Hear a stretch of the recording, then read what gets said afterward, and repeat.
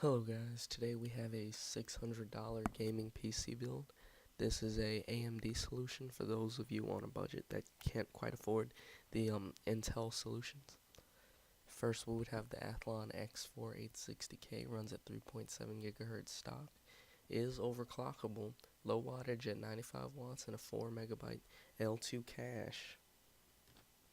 An R7 260X will be next.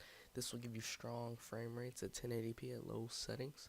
As you can see, Battlefield 4 runs at 72 frames per second at low, a max resolution of 1600p, 2 gigabytes of RAM, 893 stream processors, and a good variety of UI ports. Next, the motherboard, we have an Asus A58ME Micro ATX motherboard, great motherboard for the money. Max of 32 gigabytes of RAM available, USB 3 ready. 1 terabyte Western Digital Green hard drive. Well, we can't quite afford an SSD in this build, but we can get one of these hard drives. Enough for all your Steam games, 64 megabytes of cache, 2-year warranty. 8 gigabytes of Corsair Vengeance RAM.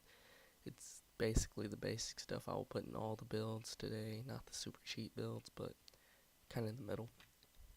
The Corsair Obsidian 350D case. It's a great micro ATX case for the money, great for cable management. It's a very nice looking case, as you can see. Corsair 650 watt power supply. It's enough for future upgrades. You have everything that you really need there. It's modular, good for first time builders. And the final price is about $610. For all that, you're getting a great gaming machine for the money. And that's it from today. See ya.